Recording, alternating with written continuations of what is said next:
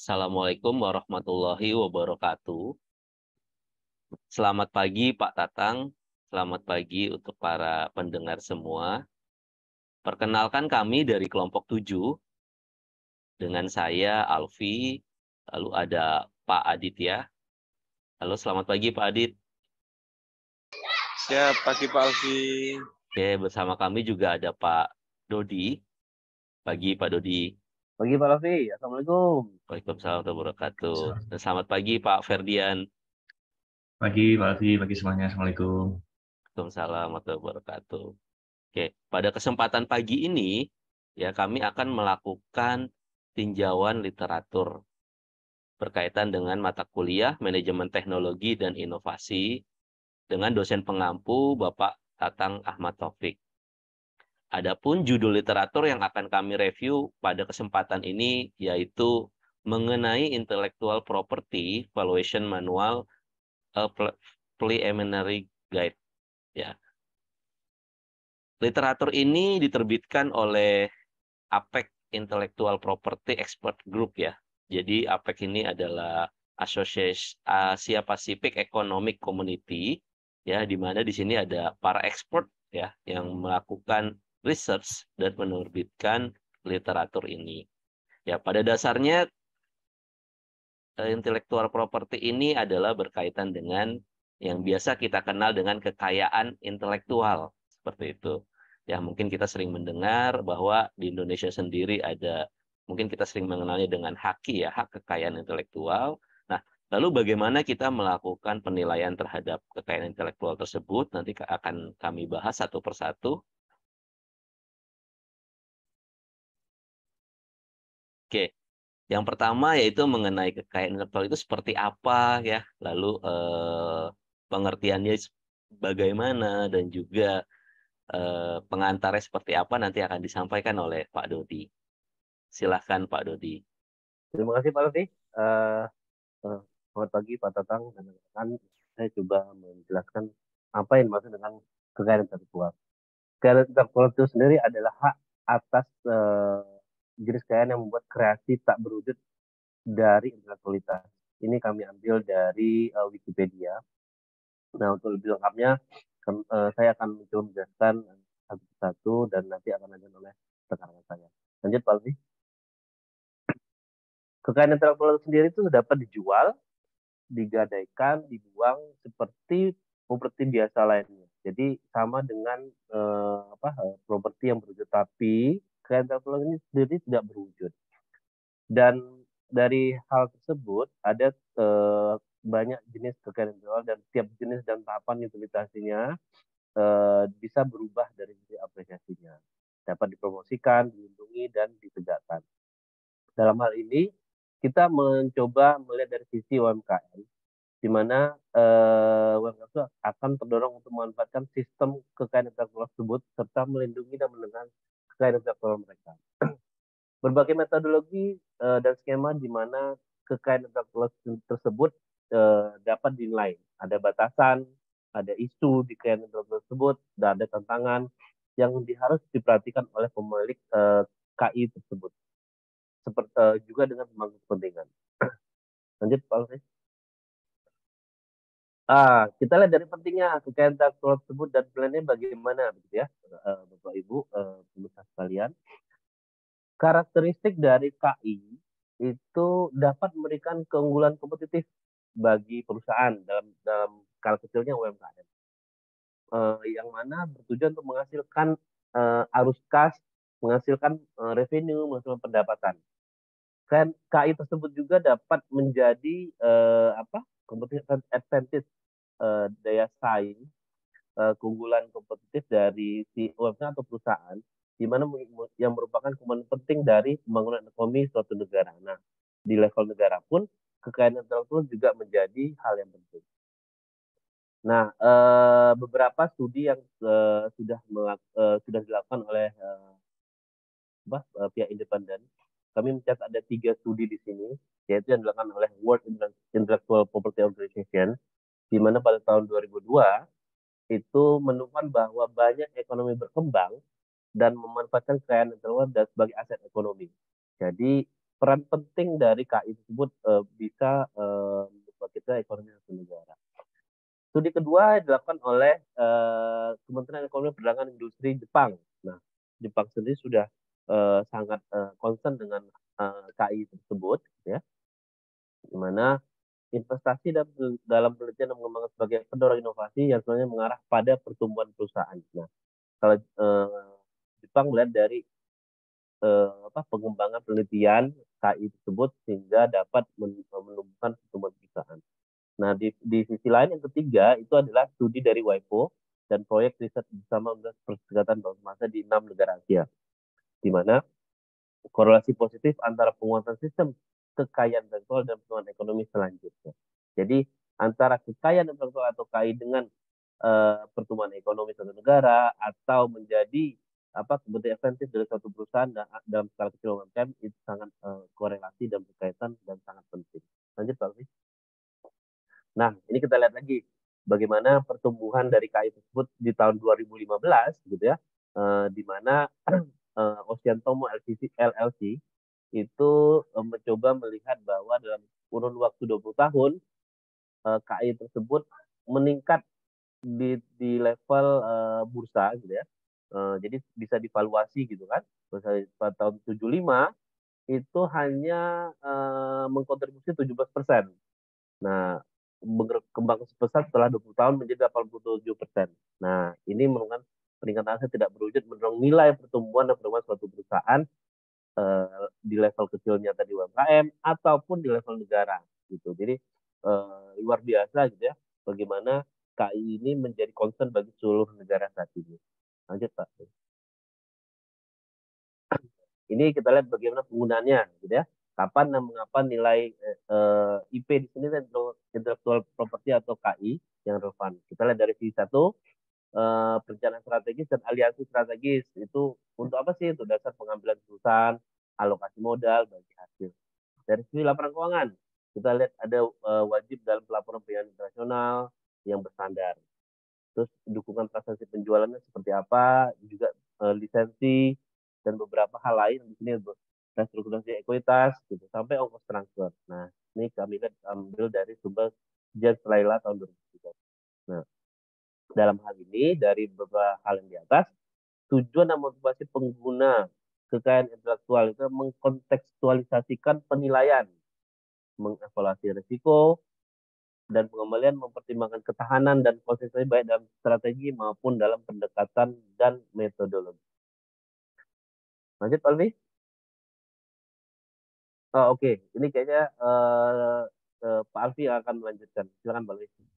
Oke, baik. Terima kasih Pak Dodi. Ya, jadi tadi Pak Dodi sudah menjelaskan terkait dengan apa itu kekayaan intelektual, pentingnya seperti apa, gitu ya, dan bagaimana penggunaan dari penilaian kekayaan intelektual itu sendiri, seperti itu. Oke, selanjutnya saya akan menjelaskan mengenai bagaimana kita melakukan identifikasi kekayaan intelektual ya, atau yang biasa kita kenal dengan aset tak berwujud di dalam bisnis, seperti itu.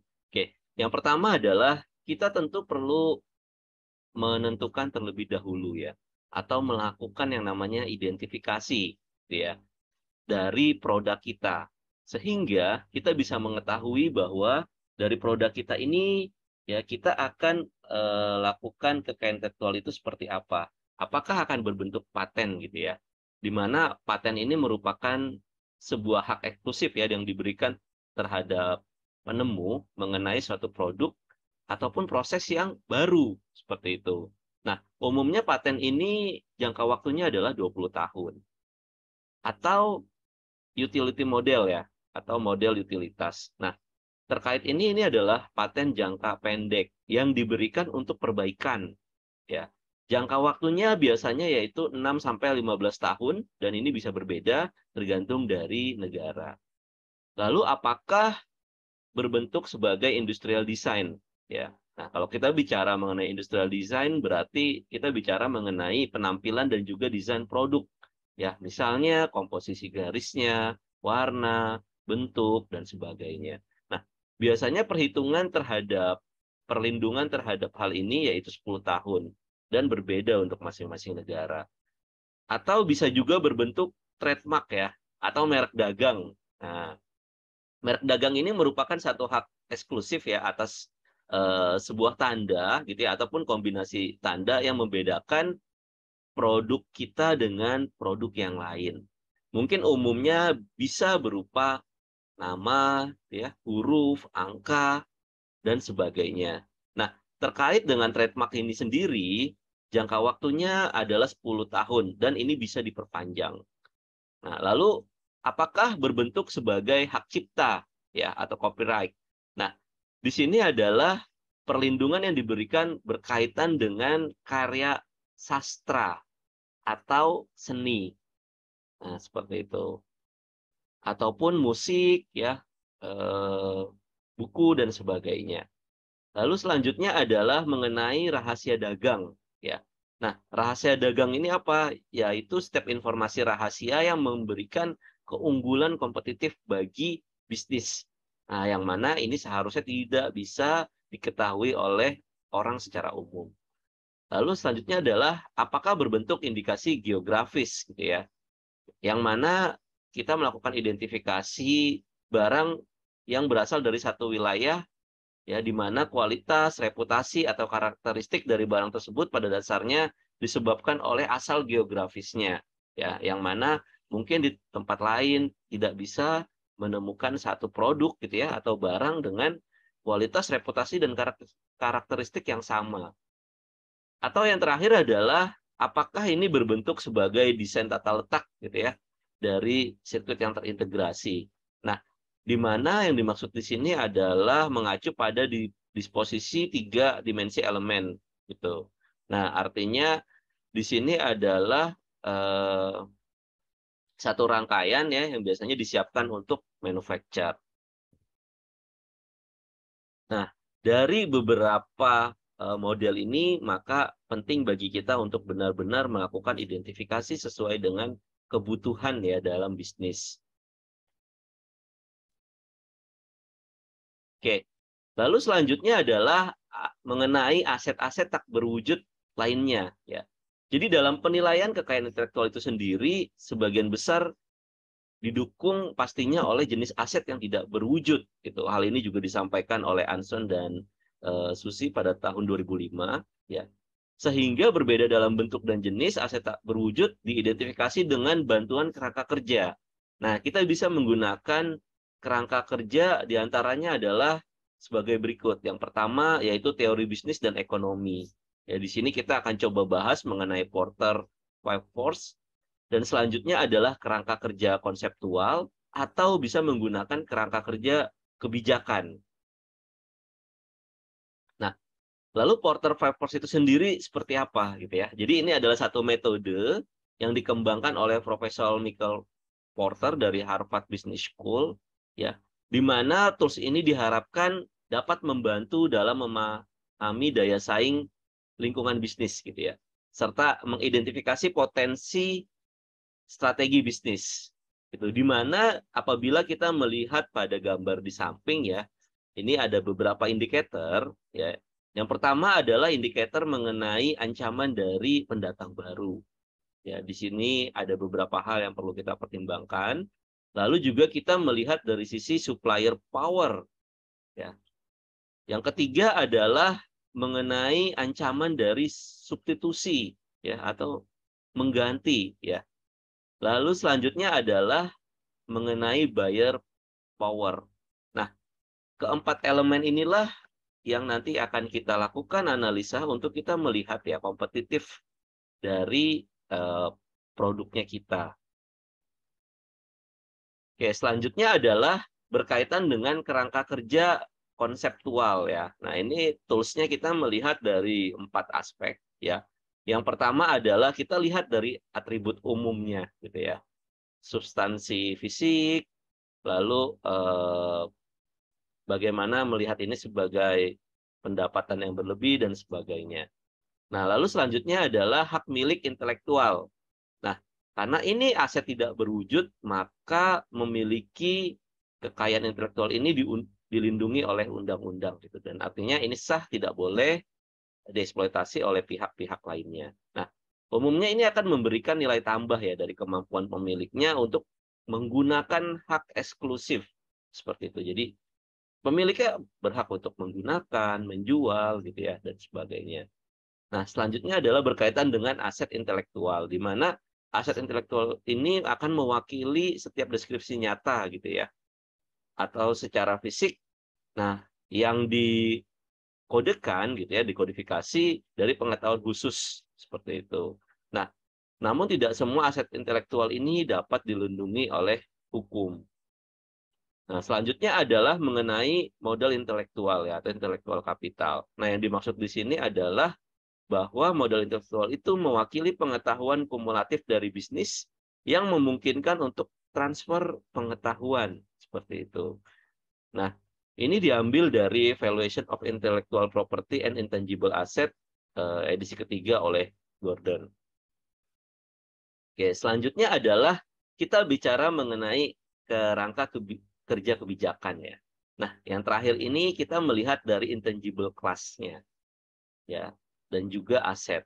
Yang pertama adalah customer related ya. Customer related ini kita melihat aset itu dari backlog ya, atau pesanan produksi, daftar pelanggan, kontrak dan hubungan. Lalu teknologi base. Nah, teknologi base ini adalah teknologi yang dipatenkan dan tidak dapat dipatenkan, perangkat lunak dan basis data, rahasia rumus ataupun proses. Lalu ada juga kontrak base ya. Nah, kalau kontrak base ini berkaitan dengan lisensi, misalnya perjanjian sewa, hak siar, dan sebagainya. Lalu ada juga yang berkaitan dengan marketing related, ya, misalnya berkaitan dengan merek dagang, nama domain di internet, gitu ya, atau perjanjian non kompetisi, gitu ya, dan sebagainya. Atau kita bicara mengenai artistic related, gitu. Ini berkaitan dengan karya, misalnya gambar, buku, drama, dan sebagainya. Nah, terkait dengan kerangka kebijakan ini diambil dari standar pelaporan keuangan internasional. Oke, selanjutnya adalah kita harus mengenali karakteristik dari aset tidak berwujud itu sendiri seperti apa gitu ya.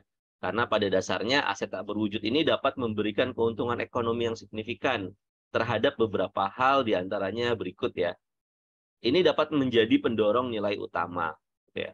Memberikan harga premium gitu ya. Biasanya kayak misalnya brand gitu ya, semakin dia terkenal maka harganya bisa semakin mahal. Dan juga ini bisa menciptakan keunggulan biaya ya, mengatasi hambatan yang masuk gitu ya, dan juga hal-hal lainnya. Oke, selanjutnya adalah mengenai pendorong nilai aset tidak berwujud ya. Di sini ada beberapa hal ya, diantaranya adalah mengenai waktu sejak dimulainya bisnis ya, lalu pertumbuhan dan tren probabilities-nya seperti apa dalam kurun waktu tertentu ya. Lalu kita juga bisa melihat dari aspek konsumen, kesadaran pengakuan dan penerimaan.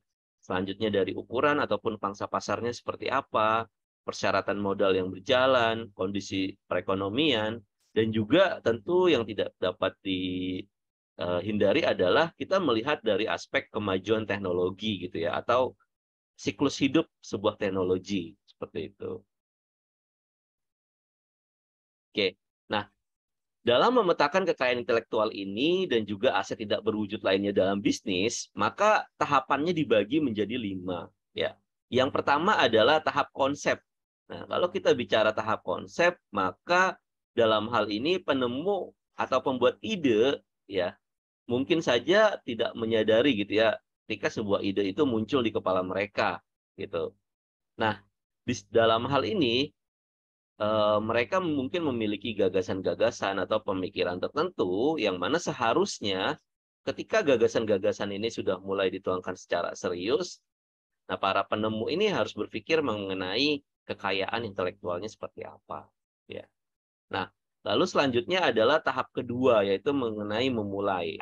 Nah, pada tahap ini penemu ataupun penggagas sudah mengumumkan secara resmi nih, gitu ya, apa yang akan diluncurkan dari produk atau bisnis mereka gitu ya. Misalnya berkaitan dengan merek dagang, logo, identitas lainnya seperti itu. Nah, yang tahap ketiga adalah berkaitan dengan pertumbuhan dan pengembangan. Nah, dalam hal ini ya biasanya bisnis ini sudah berhasil gitu ya melampaui tahap-tahap sebelumnya gitu. Nah, sekarang mereka sudah memiliki satu basis pelanggan, pemasok, kontrak dan sebagainya seperti itu. Nah, oleh karena itu dalam tahap ini pun penting ya bagi mitra bisnis misalnya untuk dapat membuat dan juga menandatangani misalnya non-disclosure agreement gitu ya untuk melindungi rahasia dagangnya seperti itu.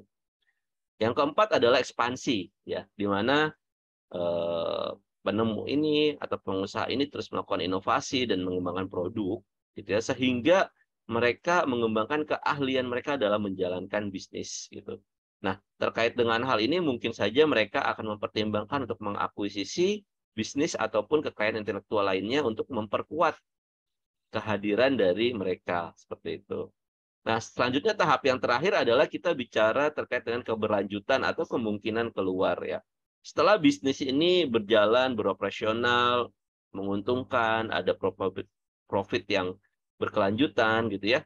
Mungkin orang akan mempertimbangkan untuk memperluas lebih jauh atau melakukan diversifikasi bisnis seperti itu. Yang mana nanti ini adalah pilihan strategi gitu ya dari penemu ataupun dari pengusaha gitu ya, apakah datang dengan strategi keluar gitu, menjual kepada investor gitu ya, ataupun melakukan keberlanjutan dengan diversifikasi bisnis. Nah, kira-kira demikian tahapan mengenai bagaimana kita memetakan sebuah kekayaan intelektual dalam 5 step ini. Oke, mungkin tadi kita sudah memberikan gambaran ya dari kelompok kami terkait dengan tahap-tahapannya gitu ya dan seperti apa. Kayak selanjutnya kita akan melihat bagaimana kategori dari penilaian kekayaan intelektual ini sendiri ya dan lanjutannya akan disampaikan oleh Pak Ferdian. Pak Ferdian, silahkan Pak. Baik Pak Alfi, terima kasih. Izin saya lanjutkan ya. Baik, terkait dengan kategori penilaian ini, sebelumnya kita mungkin perlu pahami bersama ya, bahwasanya tujuan dari penilaian kekayaan intelektual ini adalah diantaranya untuk mendapatkan nilai objektif ya, menggunakan informasi yang reliable. Contohnya bisa menggunakan data industri maupun prediksi pasar. Ini tidak lepas dari tujuan untuk menghasilkan nilai yang dapat diterima baik oleh pemilik KI maupun pengguna atau calon pengguna dari KI itu sendiri. Sementara untuk penilaian itu bisa merupakan sebuah seni dan juga bisa merupakan sebuah sains ya. Merupakan sebuah seni karena untuk apresiasi, aplikasi dan penggunaannya ini sifatnya adalah subjektif, sementara menjadi sebuah sains karena ini adalah suatu proses yang metodikal ya, karena menggunakan berbagai metode dalam pendekatannya. Adapun untuk standar nilai sendiri, ini ada beberapa jenis ya yang ditinjau berdasarkan sudut pandang. Yang pertama ada market value, ini adalah berdasarkan tinjauan investor keuangan serta kompetitor, kemudian ada juga acquisition value, ini berdasarkan pembelian strategis. Ada yang namanya fair value, ini menurut tinjauan dari auditor. Adapun untuk liquidation value, ini adalah tinjauan dari bankir, dan untuk current value, ini adalah tinjauan dari pemilik. Dan kalau dari kategori penilaian sendiri, ada dua kategori utama, yakni yang pertama adalah kualitatif dan juga kuantitatif. Penilaian kuantitatif ini adalah bagian sains dari penilaian, sementara dia juga mengacu pada nilai numerik ya. Adapun metode umum yang digunakan ada 3, yakni pendekatan biaya, pendekatan penempatan, serta pendekatan pasar. Untuk penilaian kualitatif, ini adalah merupakan bagian seni dari penilaian yang mengevaluasi beberapa indikator terkait dengan kualitas dan potensial ya. Yang diantaranya ada kekuatan, kelemahan, validitas proteksi, cakupan geografis, penegakan KI maupun tantangan seperti misal terkait dengan pembatasan hukum, kompetisi, hambatan untuk masuk dan lain-lain. Boleh di next Pak Alfi. Selanjutnya untuk faktor-faktor yang menjadi pertimbangan dalam penilaian KI antara lain adalah informasi yang tersedia, yang mana ini bisa menghasilkan input untuk peluang bisnis maupun komersialisasi gitu ya. Kemudian yang kedua adalah terkait dengan kondisi pasar yang harus dipahami dengan baik serta daya jual ya. yang dihasilkan berdasarkan KI itu sendiri. Adapun menurut pedoman penilaian dari AFKA, ini merekomendasikan bahwasanya pendekatan berbasis pasar ini digunakan sebagai metodologi yang utama. Di mana selain itu juga bisa menggunakan pendekatan biaya sebagai pemeriksaan silang ya atau cross check dari nilai-nilai KI. Penilaian berbasis pasar ini direkomendasikan karena ada beberapa poin ya. Yang pertama adalah terkait dengan penetapan tarif royalti lisensi, yang kedua untuk mengamankan investasi keuangan dan menentukan tingkat ekuitas, serta yang ketiga untuk membantu dalam pengambilan keputusan khususnya untuk yang terkait dengan pengembangan bisnis strategis. Kemudian yang direkomendasikan selanjutnya adalah menggunakan kedua metode ya, baik yang berupa pendekatan berbasis pasar maupun pendekatan biaya. Hal ini karena tolak ukur industri sendiri memberikan tingkat objektivitas yang lebih mudah dipertahankan, khususnya dalam negosiasi ya, daripada pendapatan yang diproyeksikan. Adapun pengecualian untuk aturan ini adalah ketika pasar atau market ini meng-undervalue dari jenis KI ya. Dan jika memang perusahaan merasa demikian, maka harus mampu menyajikan bukti-bukti yang mendukung ya. Seperti itu. Ready next, Pak Alfi. Dan itu terkait dengan pendekatan biaya sendiri, ini digunakan untuk kondisi-kondisi sebagai berikut. Yang pertama, ketika persyaratan standar hukum dan akuntansi. Kemudian yang kedua terkait dengan perpajakan ya, khususnya yang menyangkut capital gain tax serta materai kewajiban. Selain itu, penilai juga harus selalu menggunakan setidaknya satu pemeriksaan silang atau cross-checking. Mana untuk menentukan potensi pendapatan dan arus kas ini, penilai juga harus mempertimbangkan beberapa faktor antara lain ukuran pasar, keragaman, pertumbuhan, serta perlindungan hukum yang melekat pada KI. Next, Pak Alfi. Oke, terkait dengan proses penilaian sendiri, ini memang sudah menjadi hal yang sudah umum ya, bahwasanya proses penilaian ini menjadi suatu tugas yang rumit dan berlarut-larut ya, di mana evaluasi meskipun dia adalah sebuah sains, tapi dia juga harus mengikuti prosedur yang jelas. Jadi ini bukan sains yang mutlak ya, tapi karena dia butuh subjektivitas, maka penilai juga masih harus memasukkan asumsi profesionalnya. Kemudian terkait dengan tugas penilai sendiri, itu lebih kurang ada 4 ya, yang bisa kita cakup sesuai dengan sumber yang kita dapat dari PwC di tahun 2017. Yang pertama adalah terkait dengan pendefinisian parameter penilaian. Kemudian yang kedua, mengumpulkan dan menganalisa data. Yang ketiga adalah terkait dengan penerapan pendekatan penilaian yang sesuai. Serta yang keempat adalah terkait dengan estimasi dari nilai rentang. Baik, mungkin boleh di next, Pak Alfi. Selanjutnya untuk pendekatan penilaian sendiri, sebagaimana yang sudah dijelaskan sebelumnya, ada 3 pendekatan umum ya yang bisa digunakan, ya ini adalah pendekatan biaya, pendekatan penempatan, dan pendekatan pasar. Setiap pendekatan ini tentunya mempunyai beberapa macam metode yang bisa digunakan, dan untuk penentuan metode ini sendiri tentunya ada baiknya untuk mendapatkan konsensus ya dari pihak-pihak yang berkepentingan, khususnya dari pemangku kepentingan. Baik, mungkin bisa di next, Pak Alfi. Ya, yang pertama ada pendekatan biaya. Ini kita coba lihat dari prinsipnya ada 2 varian ya, yaitu terkait dengan biaya reproduksi dan juga biaya penggantian. Mana di sini intinya adalah mengumpulkan apa yang dihabiskan secara historis serta memperkirakan kira-kira berapa banyak yang nantinya akan dihabiskan untuk penggantian suatu aset. Ini biasanya digunakan untuk penilaian terkait perolehan perangkat lunak oleh pihak ketiga, perangkat lunak yang dikembangkan secara internal maupun untuk assembled workforce ya. Adapun untuk isu dan tantangannya sendiri dari pendekatan biaya ini, dia tidak memikirkan terhadap permintaan pasar atau penerimaan pasar, sehingga tidak memberikan nilai intrinsik aset. Yang kedua, menentukan dasar biaya penggantian atau reproduksi bruto, maupun terkait dengan penentuan dari dasar estimasi masa manfaat atau umur dari aset tetap yang dapat didepresiasi, serta yang terakhir adalah terkait dengan penghitungan depresiasi ekonomi maupun sisa umur ekonomi yang dihasilkan. Ini sebagaimana yang kita dapatkan dari International Valuation Standards ya. Mungkin boleh di next, Pak Alvin. Selanjutnya terkait dengan pendekatan pasar, ini adalah bagaimana kita bisa mengestimasi nilai dari suatu kekayaan intelektual. Ini prinsipnya antara lain terkait dengan memperkirakan nilai aset dengan melihat aset yang serupa yang mungkin sudah dijual atau dilisensikan dengan menggunakan nilai transaksional sebagai tolok ukur. Ini termasuk juga dengan mengutip harga di pasar aktif, melihat keadaan portofolio aset, serta memahami manfaat ekonomi masa depan.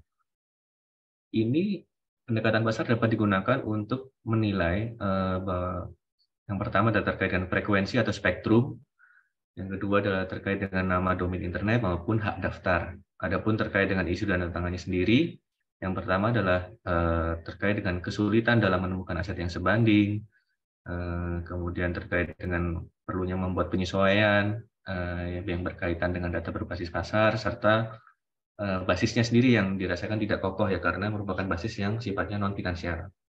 Ini sebagaimana yang kita dapatkan dari sumber dari PwC dan SGV ya di tahun 2017. Mungkin boleh di next Pak Alfi. Adapun untuk pendekatan pendapatan sendiri, ini adalah metode yang paling umum digunakan dalam penilaian kekayaan intelektual. Prinsip-prinsipnya antara lain adalah ini menggunakan prinsip antisipasi serta nilai ekonomi bagi masa depan.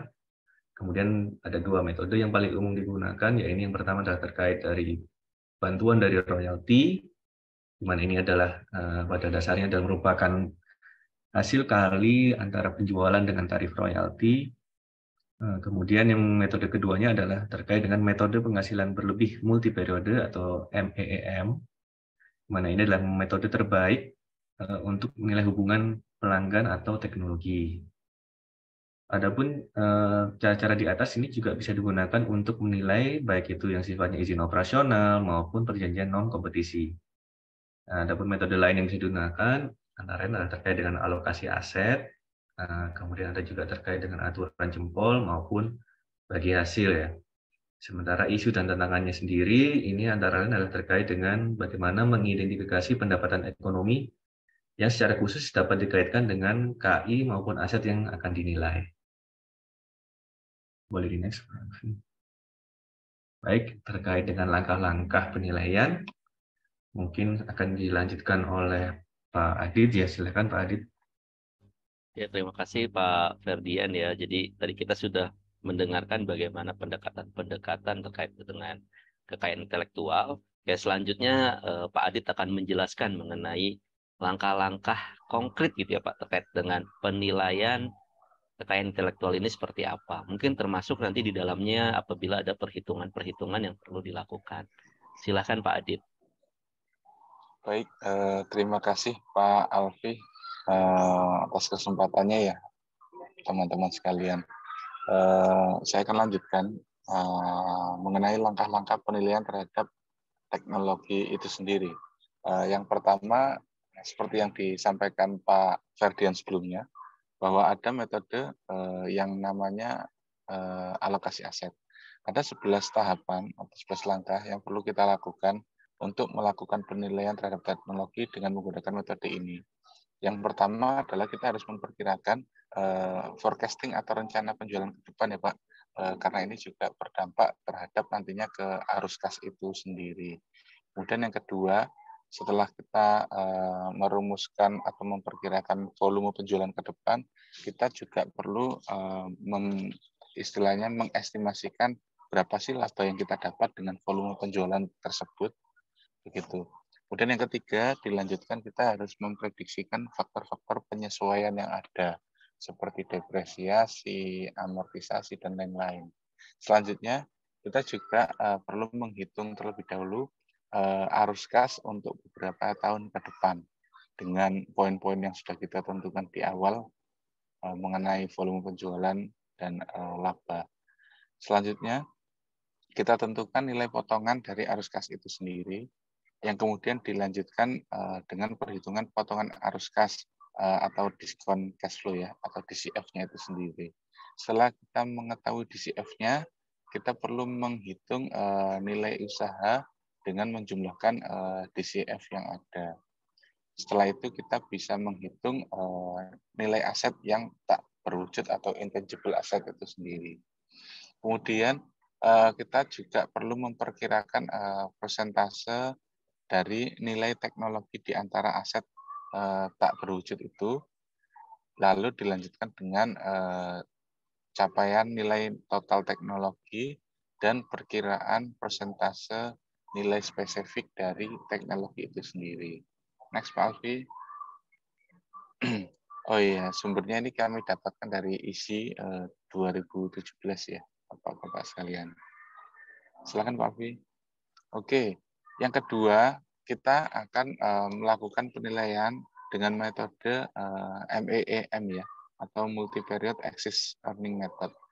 Jadi yang pertama yang harus kita lakukan adalah mendapatkan perhitungan pendapatan yang diharapkan dari KI itu sendiri.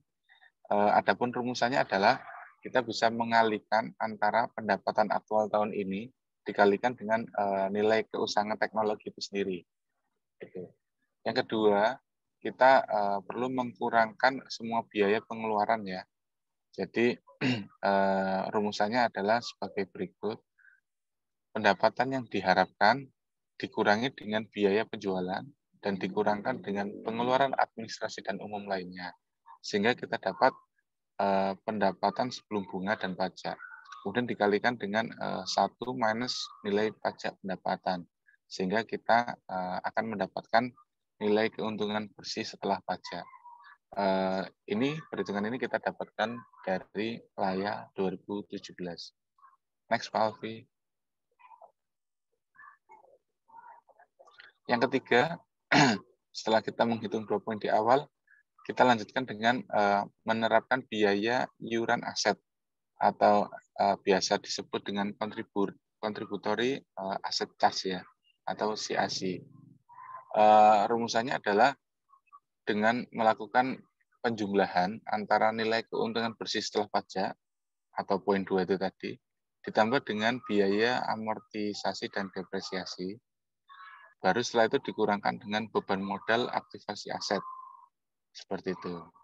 Kemudian dilanjut, langkah yang keempat, kita menghitung nilai saat ini dari arus kas ke depan. Didapat dengan cara mengalihkan antara kelebihan pendapatan, kita dapat dari poin 3 tadi, dikali dengan faktor potongan. Gitu. Kemudian yang kelima dan keenam, kita perlu menjumlahkan nilai saat ini dari kelebihan pendapatan untuk setiap tahunnya dan memperkirakan keuntungan pajak amortisasi atau biasa yang disebut tax amortization benefit atau TAB. Perhitungan ini sama kita rujuk dari Laya 2017. Next, Pak Alfi.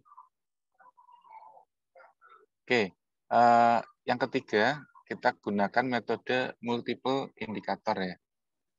Jadi menilai sebuah aset kekayaan intelektual dengan metode ini itu adalah sangat penting dan ini adalah ada kaitannya dengan tren pasar pada saat itu. Dikutip dari PetSnap 2017, beliau mengeluarkan indikator-indikator yang spesifik untuk mempertimbangkan saat menentukan nilai pasar dari sebuah paten. Ada beberapa hal di antaranya. Yang pertama adalah kekuatan penelitian dan pengembangan sesuatu penemuan.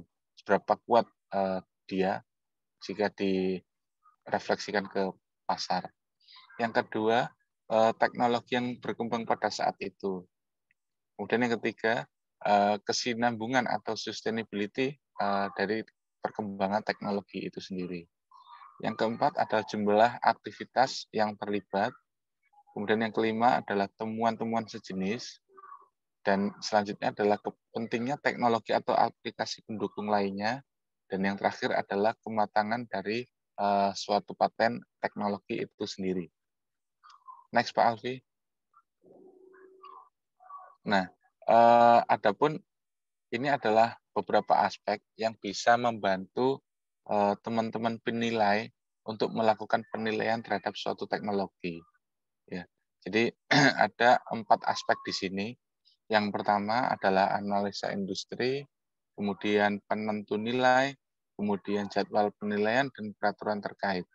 Di sebelah kanannya juga beberapa contoh pertanyaan yang bisa diterapkan untuk mendapatkan suatu poin penilaian. Seperti pada aspek analisa industri, kita bisa develop dengan pertanyaan, apakah industri terkait dijelaskan dengan luas, seperti itu. Hingga pada aspek peraturan terkait, ini kaitannya adalah dengan hukum ya. Apakah segala kriteria itu sudah dipenuhi sebagai persyaratan. Begitu. Next, Pak Alfi. Oke. Setelah kita melakukan penilaian, perlu diperhatikan juga batasan-batasan yang ada, gitu, supaya kita tidak terlalu terjebak dalam melakukan penilaian suatu teknologi. Beberapa di antaranya adalah waktu itu sendiri, waktu pelaksanaan juga berpengaruh terhadap hasil penilaian suatu teknologi. Kemudian keunikan dari sebuah kekayaan intelektual itu juga berkontribusi dalam nilai yang didapat. Selanjutnya sudut pandang keuangan dan personal itu juga berpengaruh cukup besar. Gitu. Kemudian dari sisi keuangan, royalti perpajakan dan penggunaan untuk bisnis juga dapat mempengaruhi penilaian kekayaan intelektual. Gitu. Next, Pak Alfi. Oke, setelah kita melakukan penilaian ya, survei lapangan, interview dan lain sebagainya, kita tuangkan dalam laporan. Di sini dikutip dari WIPO 2017, laporan penilaian kekayaan intelektual itu bisa dituangkan dalam 5 poin ya. Yang pertama diawali dari eksekutif summary itu sendiri atau kesimpulan hasil penilaian. Yang kedua diulas mengenai teknologi yang digunakan itu sendiri atau teknologi yang ditemukan itu seperti apa. Yang ketiga kita ulas dari sudut pandang hak-haknya ya, mengenai kandungan patennya, informasi tentang teknologi yang dipatenkan, begitu. Kemudian yang keempat, ini dari pasarnya, kita kaitkan dengan korelasi di pasar, kita ulas mengenai pemasaran ya, pangsa pasarnya seperti apa, fiturnya, opini-opini, dan lain sebagainya. Kemudian yang kelima, baru kita pada intinya yakni mengenai analisa kelayakan dan perhitungan nilai bisnis itu sendiri. Gitu Pak Alfi, saya kira mungkin bisa disimpulkan Pak Alfi atas apa yang kita sharing pada pagi hari ini. Saya kembalikan ke Pak Alfi, terima kasih. Oke, baik. Terima kasih banyak Pak Adit atas penjelasannya. Ya, jadi tadi kami telah memaparkan berkaitan dengan apa itu yang dimaksud dengan intellectual property gitu ya, ataupun kekayaan intelektual, guideline-nya seperti apa gitu ya.